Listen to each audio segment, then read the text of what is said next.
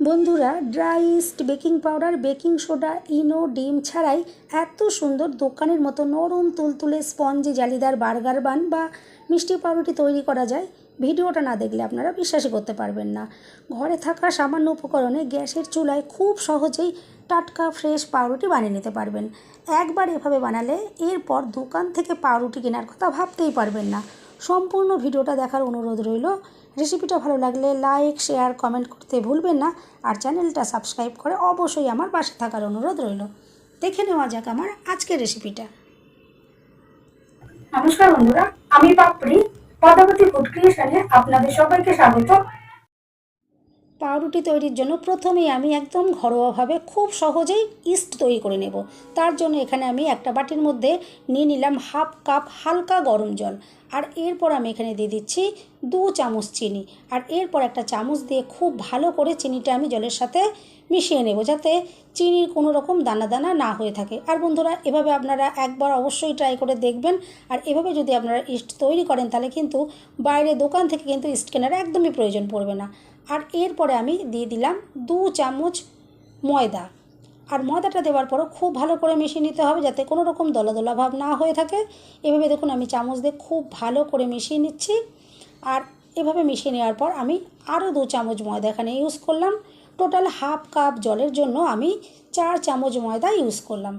আর এরপর আমি আবারও খুব ভালো করে মিশিয়ে নিচ্ছি, যাতে কোনো রকম দলা ভাব না থাকে। সেই কারণে কিন্তু আমি 2 বার এখানে ময়দাটা ইউজ করলাম, যাতে কোনো রকমের অসুবিধা না হয়, দলা দলা ভাব না হয়ে যায়। আর আমি যেভাবে দেখাচ্ছি ঠিক আপনারা যদি এভাবে ফলো করে তৈরি করেন, দেখবেন একদম সঠিকভাবে ইস্ট তৈরি করতে পারবেন, কোনো রকমের সমস্যা হবে না। আর দেখুন আমি খুব ভালো করে মিশিয়ে নিচ্ছি। আর এরপর আমি একটু আপনাদেরকে দেখিয়ে দিচ্ছি যে এখানে ব্যাটারের ঘনত্বটা ঠিক কীরকম থাকবে। আপনারা দেখেই বুঝতে পারবেন। ঠিক এরকমই একটা ঘনত্বের ব্যাটার আপনারা রেডি করে নেবেন, এর থেকে যেন গাঢ় বা পাতলা না হয়ে যায়। আর দেখুন আমি খুব ভালো করে একটু সময় নিয়ে মিশিয়ে নিলাম।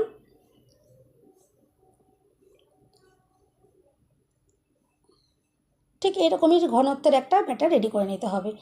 আর এরপরে আমি একটা প্লাস্টিক কাগজ নিয়ে নেব, সেটা দিয়ে আমি এটাকে এখন একটা গার্ডার দিয়ে খুব ভালো করে আটকে দেবো।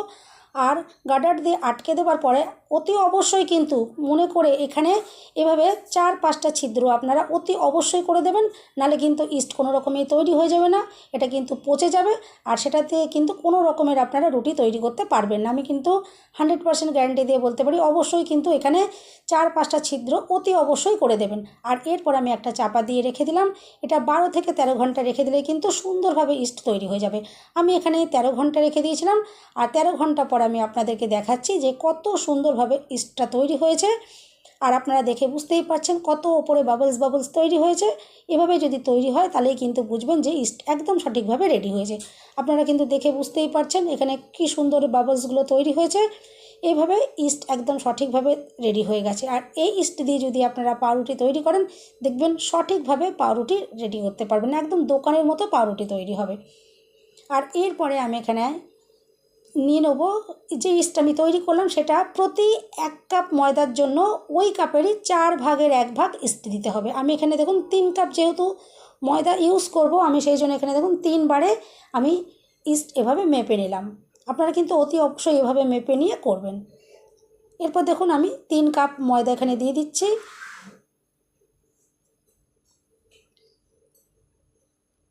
আর আমি এখানে দিয়ে দিচ্ছি 3 চামচ চিনি।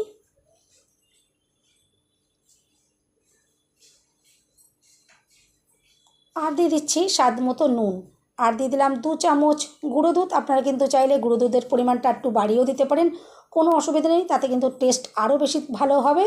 আমি এখানে 2 চামচ দিয়ে আপনাদেরকে দেখালাম। আর এরপরে আমি এটা চামচ দিয়ে একটু নাড়াচাড়া করে ভালো করে মেখে নেব।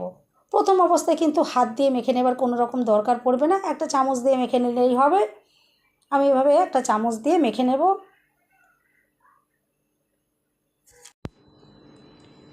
আর এভাবে আমি কিছুক্ষণ একটু এভাবেই মেখে নেব।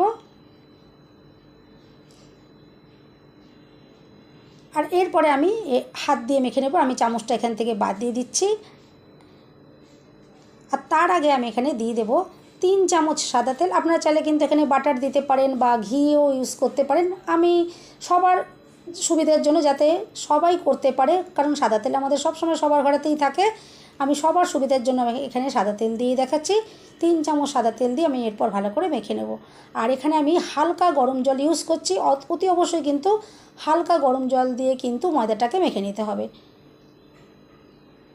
আর এখানে একটা নরম করে ডো রেডি করতে হবে, যাতে পাউরুটিগুলো নরম তৈরি হয়, কারণ মাখাটা যত নরম সুন্দরভাবে তৈরি করা হবে রুটিগুলো কিন্তু ততটাই নরম তৈরি হবে। আমি এখানে নরম করে মেখে নিচ্ছি। আর দেখে বুঝতেই পারছেন এখানে একটা স্টিকি ডো রেডি হবে। আর দেখুন হাতের মধ্যে আটকে যাচ্ছে, কিন্তু খানিকক্ষণ এভাবে যদি মাখা হয় তাহলে কিন্তু দেখবেন আস্তে আস্তে হাত থেকে ছেটে যাবে আর সুন্দর একটা ডো রেডি হয়ে যাবে।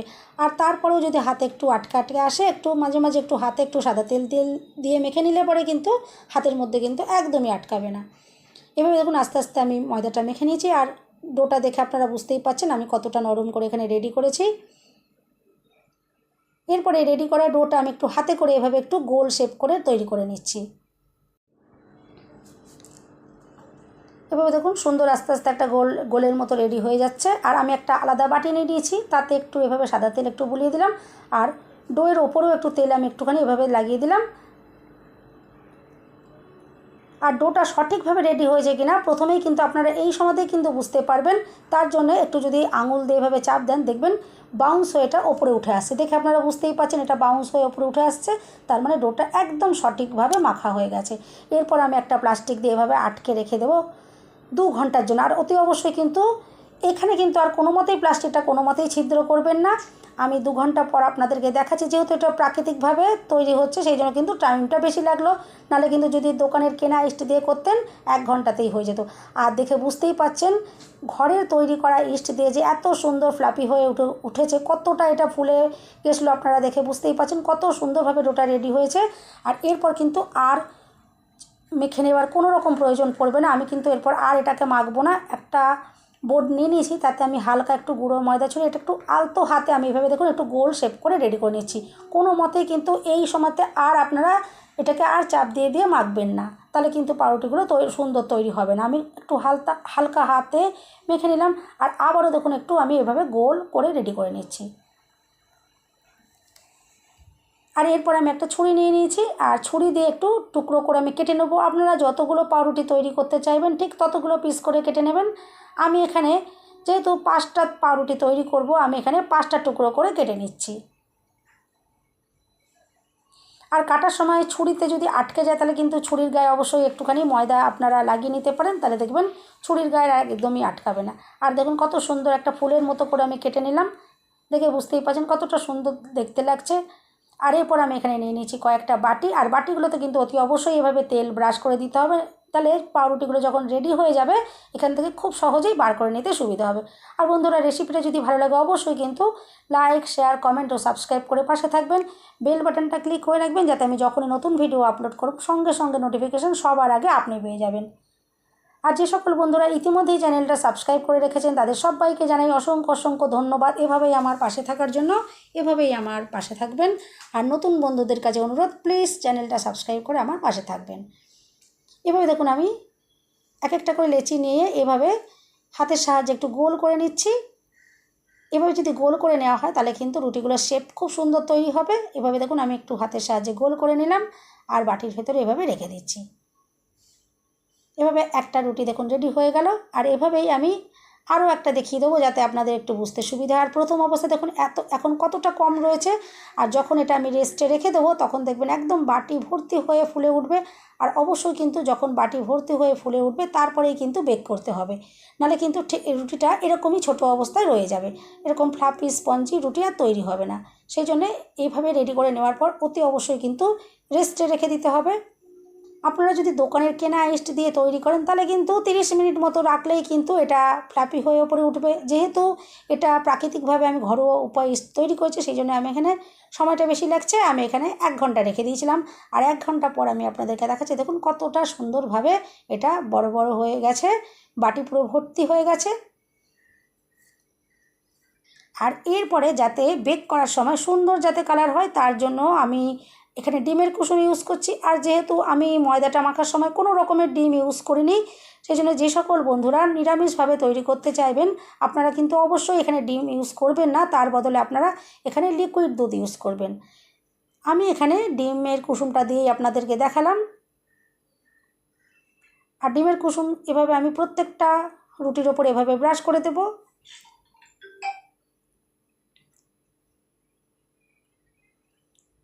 আর প্রত্যেকটা রুটি আমি এভাবেই ব্রাশ করে দিয়ে রেডি করে নেব। আর এভাবে যখন রেডি হয়ে যাবে তারপর আমি ওপর থেকে একটু সাদা তিল এভাবে দিয়ে দিচ্ছি।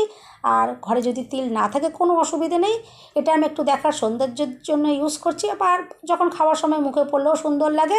ঘরে যদি না থাকে কোনো দেবার দরকার নেই, এমনিতেই কিন্তু এই রুটিগুলো খুবই সুন্দর তৈরি হবে, একদম দোকানের থেকেও কিন্তু বেশি টেস্টি তৈরি হবে। আপনারা কিন্তু অতি অবশ্যই এভাবে একবার ট্রাই করে দেখতে পারেন, দেখবেন আপনাদের ভীষণ পছন্দ হবে। এরপর একটা কড়াই আমি ভালো করে চাপা দিয়ে 7-8 মিনিট খুব ভালো করে প্রিহিট করে নিয়েছি। আর ভেতরে একটা স্ট্যান্ডে রেখে দিয়েছিলাম। আর এরপর আমি ওপর থেকে একটা থালা এভাবে রেখে দিলাম। আর একে একে এই রেডি করা বাটিগুলো আমি এখন দেখুন এই থালাটার ওপর বসিয়ে দিচ্ছি। আর এই কড়াইতে যেহেতু 4টে বাটি ধরলো, আমি আরেকটা বাটি আলাদাভাবে ওটাকে রেডি করে নেব। আমি এরপর দেখুন ওপর থেকে আবারও চাপা দিয়ে দিচ্ছি। আর গ্যাসের ফ্লেম কিন্তু একদম কমিয়ে দিতে হবে। আমি এটা লো ফ্লেমে 35 মিনিট বেক করে নেব। তারপরে 35 মিনিট পর আমি আপনাদেরকে দেখাবো। দেখুন 35 মিনিট হয়ে গেছে। রুটিগুলো যে কতটা অসাধারণ তৈরি হয়েছে সেটা তো আপনারা দেখেই বুঝতে পারছেন। আর এরপর দেখুন আমি এই রুটিগুলোকে নামিয়ে নিচ্ছি।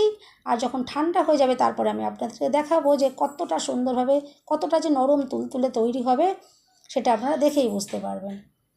রুটি এরপর দেখুন একদম ঠান্ডা হয়ে গেছে। আমি এগুলো বাটির থেকে বার করে নেব।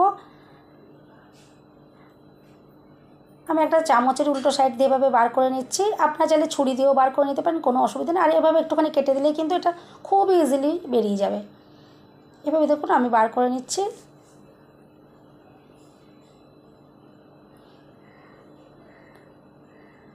এভাবে দেখুন কতটা সুন্দরভাবে এটা বেরিয়ে এলো। আর কত যে নরম তুলতুলে হয়েছে সেটা তো আপনারা দেখেই বুঝতে পারছেন। ভীষণই নরম তুলতুলে ভীষণই সুন্দর তৈরি হয়েছে। এরপর আমি একে একে প্রত্যেকটা বাটি থেকে এগুলো বার করে নিই। তারপরে আমি আপনাদেরকে দেখাচ্ছি। আর দেখে বুঝতেই পারছেন যে কতটা দুর্দান্ত দেখতে লাগছে। আর ভীষণই নরম তুলতুলে ভীষণই টেস্টি তৈরি হবে। আপনারা তো কতটা সুন্দর হয়েছে সেটা দেখে বুঝতেই পারছেন। আর এটা খেতে যে কতটা অসাধারণ সুন্দর সেটার জন্য আপনাদের কিন্তু অতি অবশ্যই একবার বাড়িতে ট্রাই করবেন, দেখবেন ভীষণ পছন্দ হবে। আর কতটা যে নরম তুলতুলে দেখে বুঝতে পারছেন যে হাতের মুঠোর মধ্যে দেখুন একদম এটা চলে আসছে। আর মুঠো থেকে ছেড়ে দিলে কিন্তু দেখুন এটা কোনো রকমভাবে ভেঙে গেল না। কতটা সুন্দরভাবে রেডি হয়েছে। অবশ্যই এভাবে একবার বাড়িতে ট্রাই করবেন। রেসিপিটা যদি ভালো লাগে অবশ্যই কিন্তু চ্যানেলটা সাবস্ক্রাইব করবেন আর একটা লাইক দিতে কিন্তু ভুলবেন না। আর কেটে আমি আপনাদেরকে দেখাচ্ছি দেখুন কতটা নরম স্পঞ্জের ভেতরটা যে অসংখ্য জালিযুক্ত তৈরি হয়েছে সেটা আপনারা দেখতেই পাচ্ছেন। সবাই সুস্থ থাকবেন, ভালো থাকবেন। দেখা হবে নেক্সট ভিডিওতে। ভিডিওটা শেষ পর্যন্ত দেখার জন্য সবাইকে রইল অসংখ্য অসংখ্য ধন্যবাদ।